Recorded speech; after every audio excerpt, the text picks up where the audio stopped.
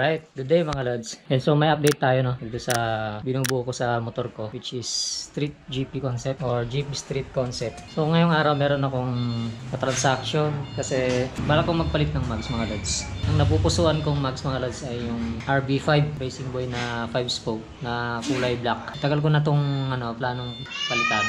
Kaso wala kulang tayo sa ganun. Konti-unti lang yung build natin. Dito sa stock natin wala akong masabi dyan. Yan pinakamatibay na mags. Wala nang diskusyon pa. Ito yung pinakamatibay na mags para sa akin. Kahit na medyo malalalim yung lubak na nalubakan ko. Hindi siya nabengkong. Siguro depende rin sa kapal ng gulong mo. Kasi kung nasa tamang kapal yung gulong mo, hindi talaga basta-basta na bibengkong yung gulong. Yung mags. Depende kung manipis yung gulong mo, mabibengkong talaga. So parang ganito yung ko Ganito yung kinuha ko. Actually on the way na siya papunta dito. Pinalalamog ko siya. Kung may ka-transaction ako kay Sir Anthony Caloocan, nakalimutan ko yung apelyido. Basta seller siya ng kung anong piyesa. Siya yung ka-transaction. So papunta na dito yung rider.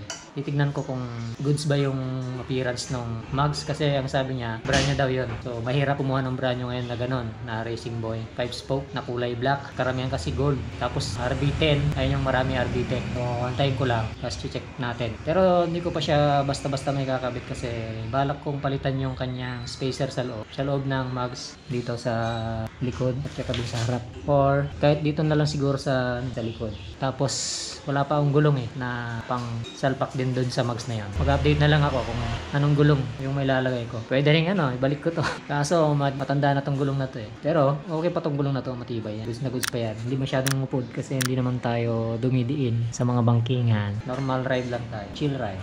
Gusto ko lang talaga ng concept na to. Kasi para sa akin ito yung the best concept sa driving style ko. Dito kayo mamaya pagdating ng mags. Right?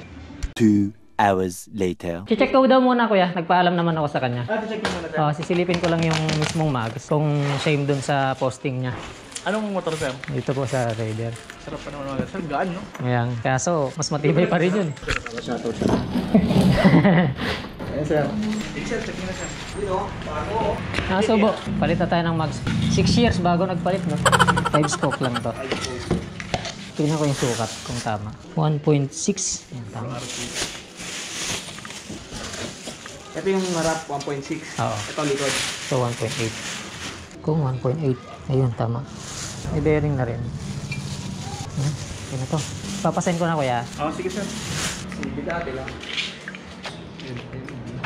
Ito na po. Siya din na sir. Tawagan ko lang. Tawagan niya na lang. Send ko rin sa kanya to. Sir, kunin mo na. Nakapag-send naman na kayo sir Oo. Ayaw niya sumagot Ito yung kanyang shipping fee. Sir, thank you very much po sir. Salamat. Sige po. Salamat din po kuya.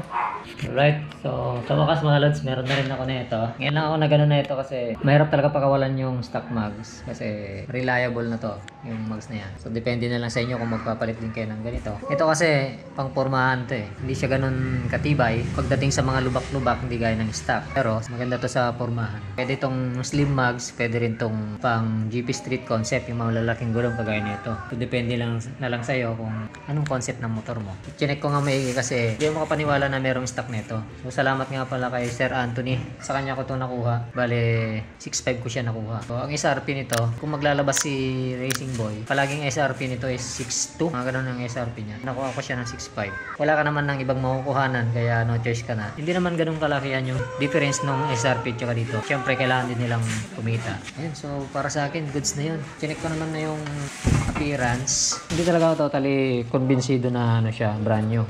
Pero brand new talaga siya siguro tinatago-tago to. Natabunan sa mga bodega. May mga konting mild scratch, konti lang. Pero hindi siya use. Makikita mo naman kung use o hindi.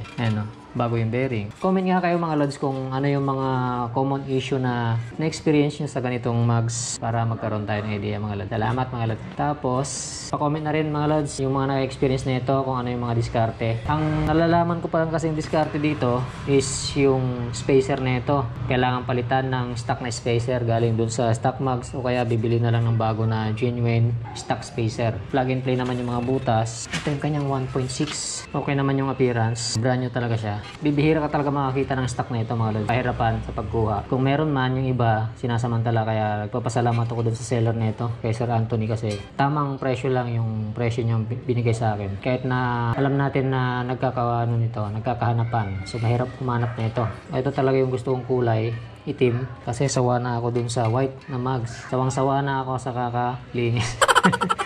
So balik na ako sa itim mga lods. So salamat nga pala dun sa nag-deliver na ito.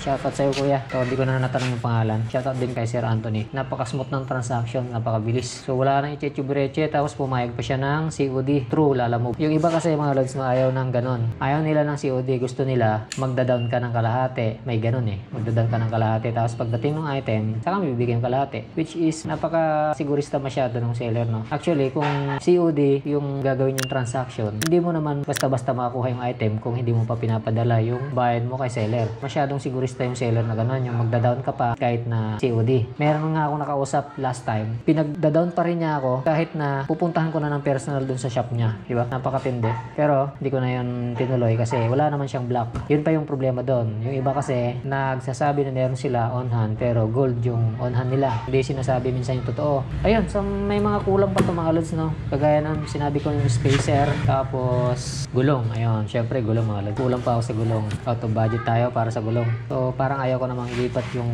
gulong na galing dito sa stock mugs kasi matagal na nga yan, sabi ko kanina. Gusto ko sana sa bagong gulong na rin di kakabit. Kahit yung mga budget bill na lang na gulong. Pwede na siguro yung Maxxis, mga ganun. Maxxis, baka naman. So, eto lang muna yung update ngayon mga lods, no? Yun, sinare ko lang sa inyo sa wakas. Nakakuha ko ng ganito kahit na nagkakahanapan ng ganito mga lods. Hindi ka basta-basta makakakuha. Actually, ilang buwan ko nang hinahunting yung ganitong klase ng mugs. Ngayon lang ako nakakuha. Actually, ito, may mas naunang buyer na ito. Taga, ano daw siya, Batangas. Ngayon, medyo nahaselan si seller kasi Batangas pa. Tapos, through LBC pa, matrabaho daw. Ngayon, sakto naman nagtanong ako sa kanya kung available pa to. Hindi ko na pinakawalan, kaya meron na tayo ngayon ito. Yun lang naman mga lods, no? Pa-comment na lang kung anong discard dito, mga nakagamit nito. Pa-suggest na lang mga lods. Yan, hanggang dito na mga lods, update lang. So, sa susunod ko na i-update yung ibang parts na nandito sa motor ko, gaya ng ECU, saka yung mga, yan, throttle body, injector, ignition.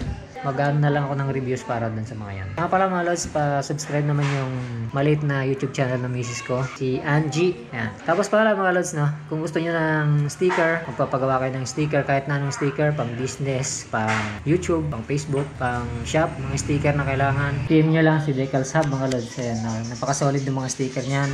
Tapos, pwede rin pwedeng rush ka kanya mga lods. Si Decals Hub, PM nyo lang mga lods. Doon din ako magpapagawa ng sticker ko mga lods. So, soon, magkakaroon na ako ng sticker. Actually, meron na. Hindi ko pa nakukuha. Matagal na. Nai-print na ni manager. Napaka-solid niyan mga lods. So, kung gusto nyo ng sticker, PM nyo lang si Decals Hub. Yun, so, ride safe na lang sa lahat mga lods. So, God bless you. Peace.